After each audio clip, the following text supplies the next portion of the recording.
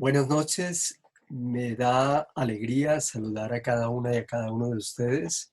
Bienvenidos a este diálogo sobre la desigualdad y el COVID o el impacto que ha tenido esta pandemia en el campo de las desigualdades sociales y económicas. Sin más preámbulo, quiero compartir con ustedes esta presentación para que veamos el alcance que tiene. Básicamente nuestra idea entonces es tratar de ofrecer un panorama de las condiciones ex ante, o sea, anteriores, las condiciones que tenemos hoy y qué puede suceder en el inmediato entorno futuro. Entonces, evidentemente estas condiciones que hoy tenemos en el mundo, en Colombia, han reforzado la necesidad de afrontar las serias inequidades sociales, ¿no? Se ha puesto más en evidencia ahora la mayor brecha entre ricos y pobres, y es evidente que esta inequidad o esta desigualdad económica y social tiene manifestaciones en los ingresos, en el trabajo, en el bienestar, en la educación. Hay desigualdad también en los hogares y ahora es mucho más evidente las distinciones de inequidad en los salarios. También hay inequidad y desigualdad en el tratamiento por género. Entonces, hombres y mujeres tienen un distinto tratamiento. Es decir, se han abierto brechas incluso inéditas en las dimensiones de la desigualdad, brechas que antes no fueron tan significativas. Por ejemplo, el trabajo dentro del hogar, el ambiente. Si el ambiente y el espacio de la vida ahora dentro del hogar se ha convertido al mismo tiempo en ambiente laboral, pues eso tiene obviamente repercusiones muy importantes. Además, hay una exigida demanda para crear en nuestro tiempo unas sociedades más justas, aquello que Jan Rawls denominaba la sociedad bien ordenada. No solamente, desde luego, Rawls, todos los pensadores liberales. Las sociedades han reclamado una y otra vez mayor justicia, una mejor redistribución del ingreso. Entonces, habría que estimar también, al lado de estas demandas, las condiciones de preparación que tienen los gobiernos. ¿En qué sentido? Preparación desde el punto de vista económico, desde el punto de vista fiscal y tributario. En pocas palabras, lo que quiero plantear esta noche son tres puntos. ¿Dónde estábamos? ¿Dónde estamos ahora? ¿Y hacia dónde nos dirigimos? Entonces vamos a ver dónde estábamos. Hace 10 años teníamos un crecimiento económico y unas condiciones sociales relativamente mejoradas. Si observamos el comportamiento de los ingresos y el comportamiento del bienestar de las familias en Colombia, lo que podemos ver es que en los últimos 10 años hemos mejorado, desde luego. Pero ese mejoramiento en unas áreas fundamentales de la experiencia de la vida ha sido relativamente distinto a otras áreas. Por ejemplo, hemos mejorado mucho en la movilidad social por efectos de la mejor educación. Esto es, ha habido una movilidad social importante determinada por una mejor formación, por un mejor acceso y por condiciones que relativamente han pautado una mayor democratización de los procesos educativos, al menos en lo que tiene que ver con el acceso. Pero no es lo mismo en otras áreas. En otras áreas hemos tenido un relativo estancamiento. Observen, por ejemplo, en el caso del salario. El comportamiento del salario mínimo se ha mantenido durante la última década en unos porcentajes de incremento del IPC relativamente iguales. De modo que lo que, lo que esto en términos gruesos, en términos generales, pone en evidencia es que hemos tenido un mayor aumento en la inequidad de los hogares después de los 90. Ahora eso, como repito, contrasta con beneficios laborales, beneficios de derechos laborales, sustraído también al campo laboral, desde luego, algunas pautas de mejoramiento y de condición mejorada que habíamos logrado con la Constitución del 91. Pero en términos generales, digamos que la ampliación de derechos sociales contrasta con digamos, con la brecha de cierre o con una mayor discrecionalidad restrictiva hacia los derechos económicos. Entonces, esto es más evidente, desde luego, si analizamos las desigualdades en términos territoriales. Si usted analiza, por ejemplo, la unidad básica de ingresos por familia en Bogotá, Medellín, Cali, pues es diferente a los ingresos en La Guajira, Chocó, Cauca, Nariño. Entonces tenemos una distribución de ingresos muy inequitativa desde el punto de vista territorial. Aún, aún contando con las grandes ventajas que ha tenido el hecho de que hay recursos de traslado del gobierno central por transferencias y por regalías que han acompañado también los sistemas económicos regionales o departamentales. En pocas palabras, los beneficios que tuvo el país a raíz de la apertura después de los 80 fueron relativamente muy distintos. Es decir, fueron beneficios, si se quiere, asimétricos. Una clase social obtuvo más ventaja que otra. Sectores sociales estuvieron en la corriente del mejoramiento y de la movilidad social hacia arriba, pero hubo una vasta capa de población con unos ingresos relativamente inferiores. Ahora, ¿esto qué significa? Que en la última década, por supuesto, se dieron ventajas concedidas al sector privado, exenciones tributarias, exenciones, por ejemplo, a la propiedad y la renta. La tierra en Colombia sigue en manos de gente, la tierra productiva en Colombia sigue estando en manos de personas, muy pocas familias, muy pocas unidades familiares.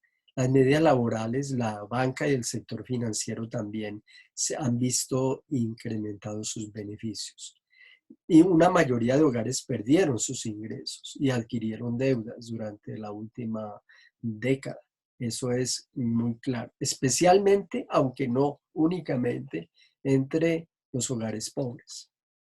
Ahora, la pérdida de trabajo e ingresos que ha tenido como efecto esta pandemia, ¿no? Tiene profundas repercusiones en términos de la seguridad básica familiar. Y aquí hay que hacer hincapié en este aspecto que es bien importante. Bueno, en promedio, este cuadro, este gráfico nos presenta el promedio de crecimiento de ingresos por hogares entre 1994, 95, 98, 2018 y 2019, ¿no? Aunque obviamente aquí lo que está reflejando en el caso del gráfico es el valor de la canasta básica familiar y las variaciones en el tiempo que han tenido los ingresos con respecto al salario mínimo mensual. Si ustedes pueden observar, en el caso de los ingresos, la relación que hay entre 1998 y 2019 es paulatina y progresivamente en ascenso, pero no así el caso del salario mínimo mensual, que se ha mantenido con una relativa rigidez. Y aquí también hay que decir que si comparamos nuestro tiempo, nuestra década con el año 98 y finales de la década del 90, pues obviamente también la inflación en este caso ha decrecido considerablemente. Este cuadro indicador nos muestra la desigualdad de ingresos por Gini, que el Gini mide desigualdad, y aquí hay una relación bastante particular en estos gráficos entre el comportamiento del Gini con respecto al PIB. El Gini mide desigualdad y la evolución del índice del Gini desde 1991, fíjense ustedes, hasta, digamos, en el 94 el índice de Gini estaba supremamente alto, digamos, estábamos en 0,600, ¿sí? Si el indicador digamos, superior es 1 para decir que hay entre más cercano a 1 el indicador y nos refiere que habría menos desigualdad, entre más lejos de 1, mayor desigualdad. Y lo que se puede observar allí es que la desigualdad en Colombia se ha incrementado considerablemente durante la última década. No así el PIB, esto es el Producto Interno Bruto. Eso en el primer cuadro. En el segundo, la evolución de los ingresos y los gastos públicos, pues nos muestra también una relación relativamente simultánea, pero con una tendencia en el caso particular del gasto total de gobierno en ascenso, ¿sí? Sobre el caso de los ingresos. ¿Eso qué significa? Que el tamaño del Estado durante el último periodo, durante los últimos 30 años, el tamaño del Estado se ha incrementado por relación con los ingresos. Ahora, ¿qué es lo que este confinamiento ha reforzado en términos de la desigualdad? Digamos que ha reforzado la desigualdad por tipo de trabajadores. Digamos, aquellas personas que podían trabajar en sus hogares, ¿ya?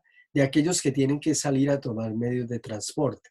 Es decir, la puesta en evidencia de esta pandemia es que el mercado laboral es crítico dependiendo de los trabajadores.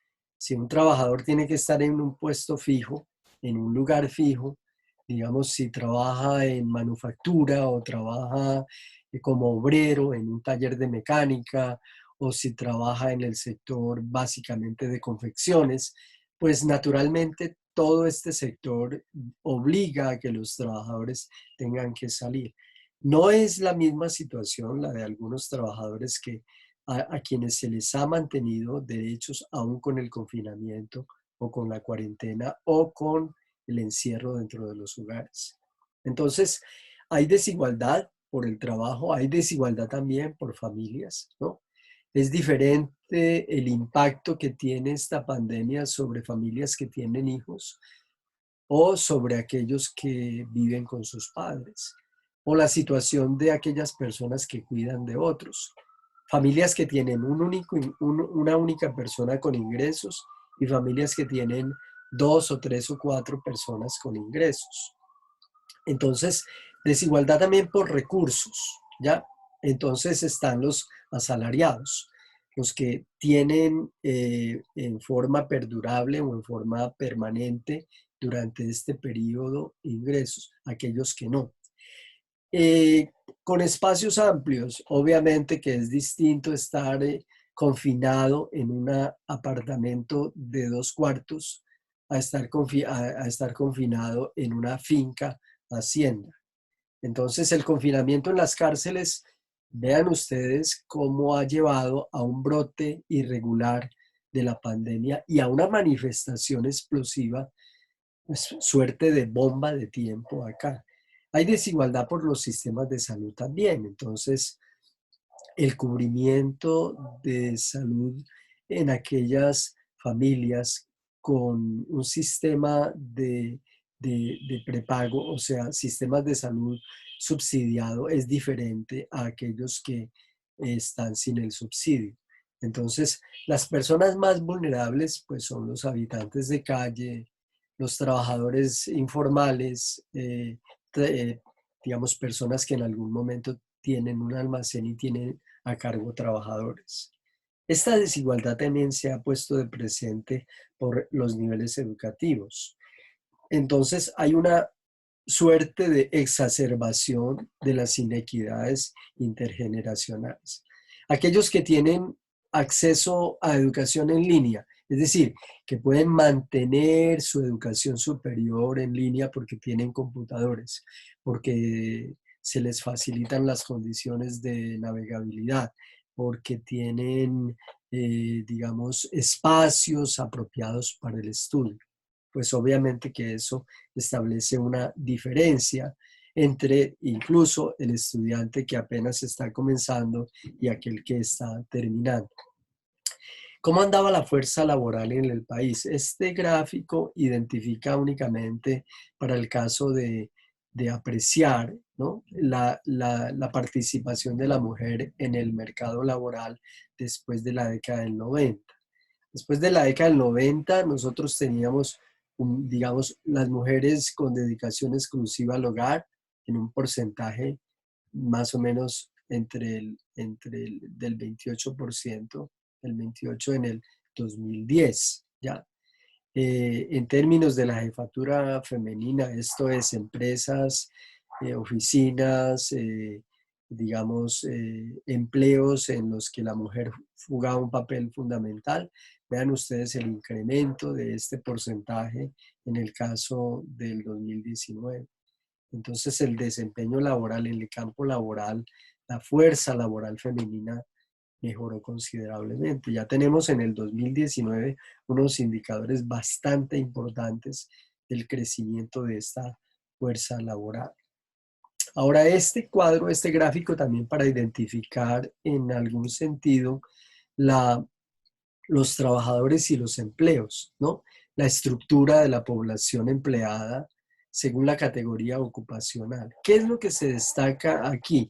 Que una mayoría, si comparamos el año 2001, más o menos una década después, 2014 y 5 años más a 2016, lo que tenemos es que los principalmente ocupados, o sea, el área de mayor ocupación estaba entre obreros y empleados particulares, ¿ya?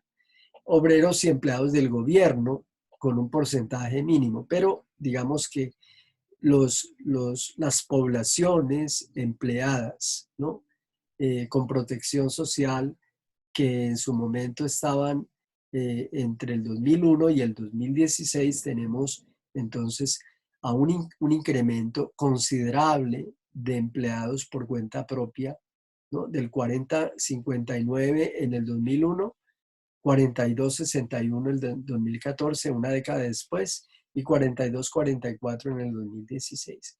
¿Qué significa eso? Que la informalidad o los trabajos o el autoempleo ocupa un porcentaje muy alto en la masa laboral en Colombia. Eso es significativo por lo que tiene que ver con los datos que suministra el DANE mensualmente en términos de empleo y desempleo y sobre todo el mercado laboral informal en Colombia. Bueno, muy bien. Este gráfico lo traje obviamente de un estudio que se ha hecho en Inglaterra, pero tiene valor en la medida en que nos permite mirar cómo, digamos, la pandemia ha afectado a los sectores, digamos, en confinamiento y cuál era en la zona, digamos, de izquierda de su pantalla, ustedes pueden observar el comportamiento normal antes del confinamiento de los sectores de la economía. Y lo que uno puede ver es que también por ingresos, ¿no?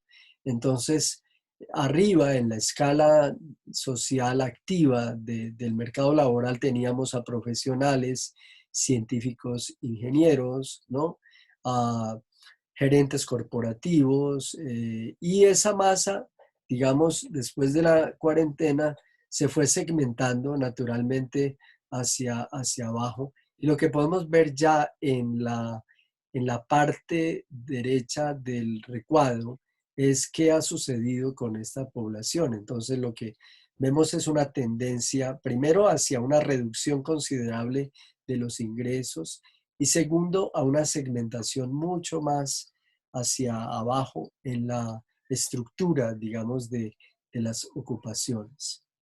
Es algo análogo en el caso de nuestros países, desde luego, porque eso lo que significa es que esta pandemia ha golpeado, aunque de manera muy desigual, ¿no?, los oficios y los distintos grados de formación que tenía la gente.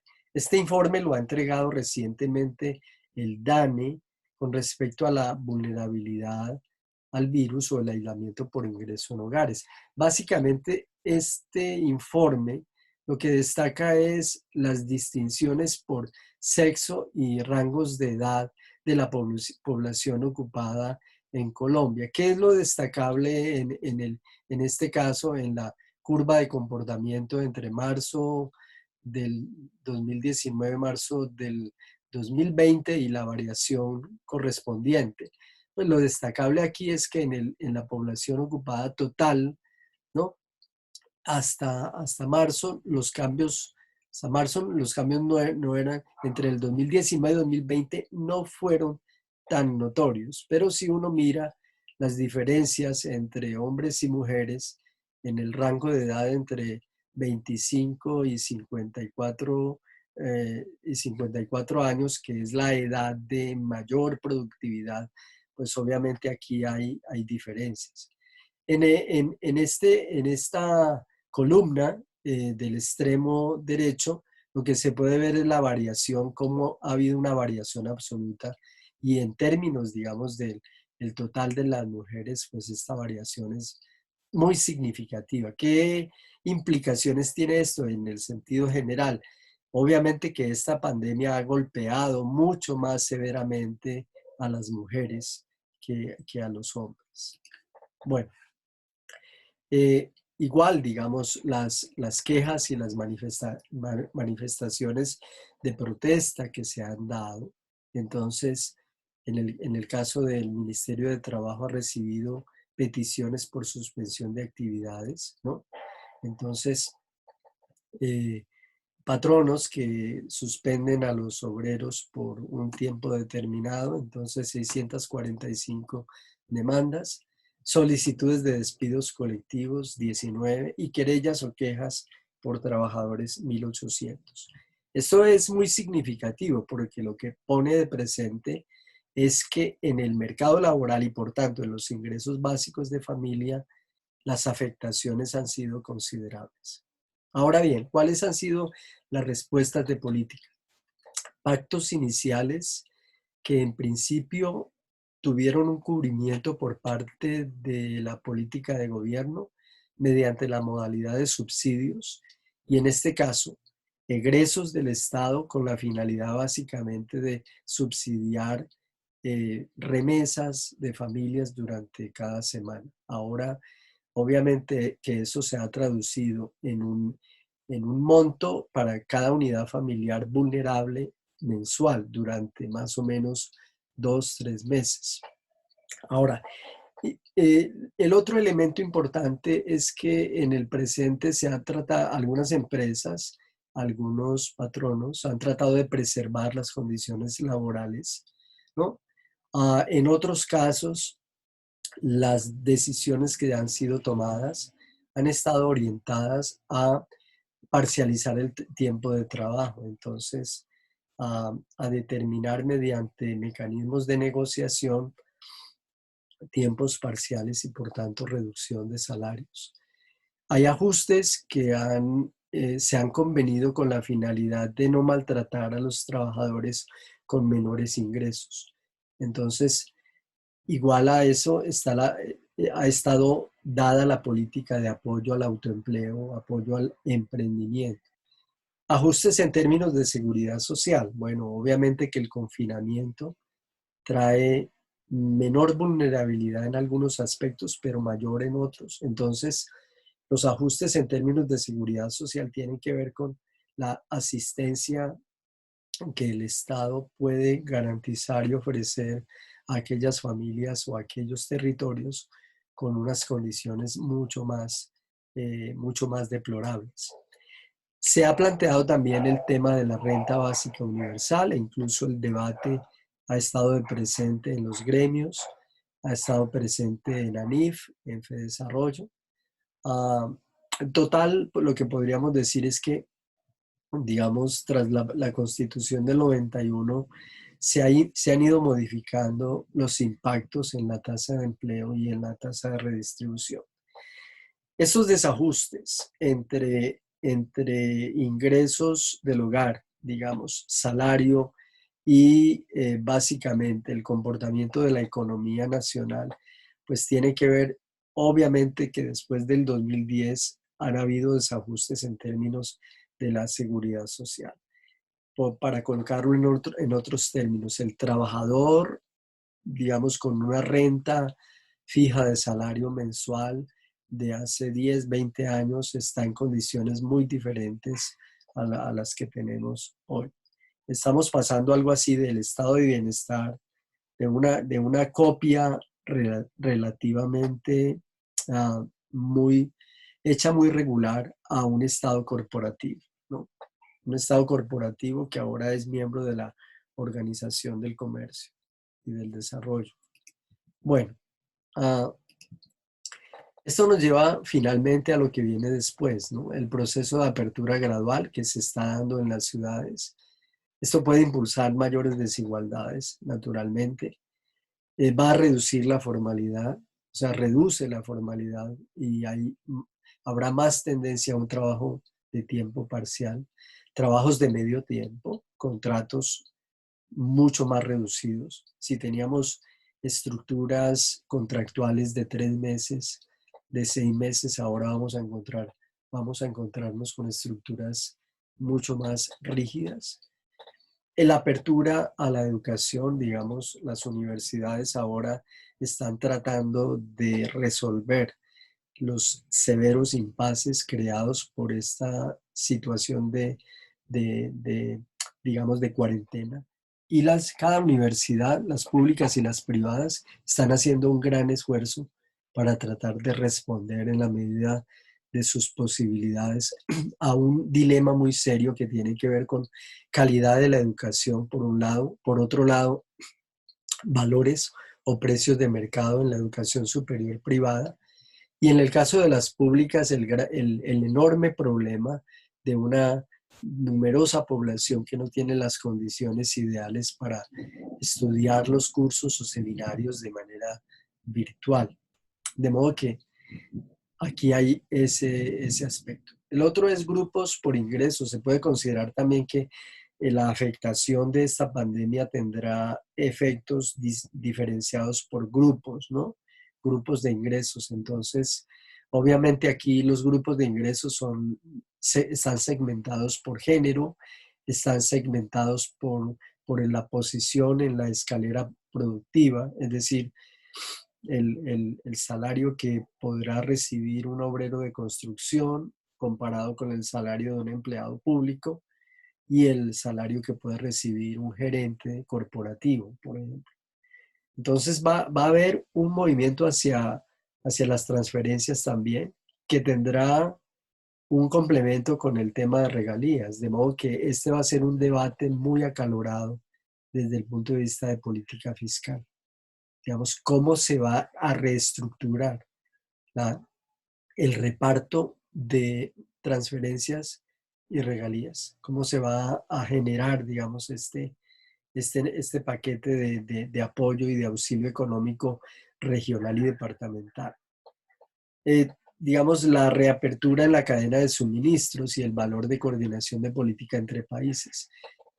Hoy toda la cadena productiva y la cadena de consumo está en una situación infartada, digamos, hay unas condiciones realmente desajustadas. Si la cadena productiva está en desajuste, y esto significa, ¿ya?, que mientras no existan condiciones para que, por ejemplo, el que produce el pan tenga la materia prima disponible y la tenga a un precio razonable, y al mismo tiempo el consumidor, esto es, el que compra el pan, tenga los ingresos ya suficientes para comprarlo, es decir, en la medida en que no haya una reactivación laboral, pues no habrá dinero para comprar. Y en la medida en que no haya dinero para comprar, pues obviamente el que produce no tendrá manera de distribuir. Esto tiene obviamente impacto en la industria y en el comercio, ¿no? Entonces las grandes firmas van a tener aquí un desempeño muy restrictivo y se van a reestructurar las políticas de innovación. Entonces, hacia el inmediato presente, las profesiones van a ser también modificadas, privilegiando aquellas profesiones en las que obviamente sean las ideas y sea la innovación la que pueda traer traer, digamos, algo al mercado laboral. Cambios en los sistemas de salud, de educación también, en inversión en tiempo de duración de las carreras. Carreras que antes duraban 5 años, ahora pueden estar sujetas a menos tiempo. Los requisitos de grado igualmente. Las prácticas médicas, por ejemplo, las prácticas de estudiante. Los años rurales, en el caso de estudiantes de medicina y en el caso de profesiones sanitarias. Hay un largo camino entonces y este tiene que ver con el financiamiento del déficit, ajustando un sistema tributario más equitativo. Se plantea entonces aquí el reto y el desafío de un nuevo contrato social. Es decir, hay lugar para que estas condiciones de crisis sean al mismo tiempo una tremenda oportunidad y una oportunidad para plantearse el debate sobre el contrato social. Esto es para cerrar de manera razonable la brecha que nos conduce a que algunos tengan mucho más arriba y muchos abajo tengan muy poco. Esto desde el punto de vista político va a mover las condiciones del mundo hacia un doble margen. De un lado, el populismo, que puede estar expresado mediante modelos mixtos de dictadura, digamos, lo que estamos viendo en El Salvador, lo que estamos encontrando en países de Europa del Este, Hungría, por ejemplo, ya, Bulgaria también, pero obviamente del otro lado también, cómo hacen los países que van a mantener modelos democráticos de participación y modelos democráticos de vida pública para generar también un mejoramiento en las condiciones de la gente más pobre y necesitada. Entonces, aquí hay un tema muy importante que va a aparecer, que es el tema de redistribución intergeneracional. No podemos dejarle una deuda, las generaciones que estamos pasando, no podemos dejarle una deuda a las generaciones que vienen. ¿Ya? Igual, las generaciones que vienen deben cargar parcialmente con las condiciones de apoyo y de compensación a las generaciones que están terminando su ciclo de vida laboral. Va a haber un movimiento hacia un nuevo modelo de seguridad social, ¿no? Que no simplifica tanto las cosas en términos redistributivos, es decir, no es quitarle al rico para darle al pobre, es observar cómo una sociedad democrática liberal puede generar condiciones que hagan posible ya mejores ingresos en aquellas poblaciones con mayor desventaja social.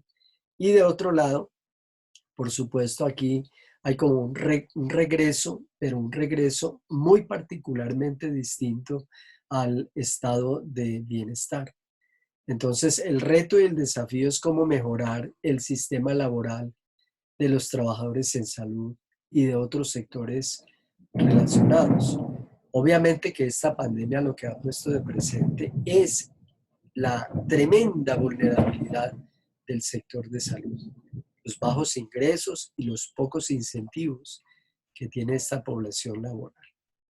Va a haber cambios en la modalidad de contratación, como ya decíamos, un incremento en la demanda por trabajos en el comercio electrónico y la innovación. Y la pregunta que quedará para responder será si hay un mayor incremento en la educación de calidad. Digamos, si aquí se va a imponer, se va a mantener la educación de calidad y en este caso, qué tipo de costos va a tener esta educación si se le compara con la educación pública. Hasta ahora hemos mantenido un régimen de formación de nivel secundario y de nivel superior en el que estaría de manera muy eh, evidente, digamos, la diferencia en términos de los valores de costo. ¿Ya? El Estado sufraga la educación pública. La educación privada tiene que tener recursos propios. Ahora, ¿qué va a cambiar en el inmediato presente en términos de educación? Y cambios en las preferencias laborales desde el hogar. Es decir, esto va a modificar sustantivamente las condiciones de compromiso y los contratos laborales hacia el futuro. Bueno, esto era lo que quería presentar básicamente. Entonces, el tema está abierto al debate. La pandemia ha causado desigualdades. La pandemia ha puesto de presente mayores inequidades. Ha hecho visibles inequidades que estaban ahí de manera muy callada, como digamos los trabajos y las obligaciones dentro del hogar, el ambiente dentro del hogar, las responsabilidades dentro del mismo. De modo que el reto y el desafío es de nuevo construir sociedades más justas.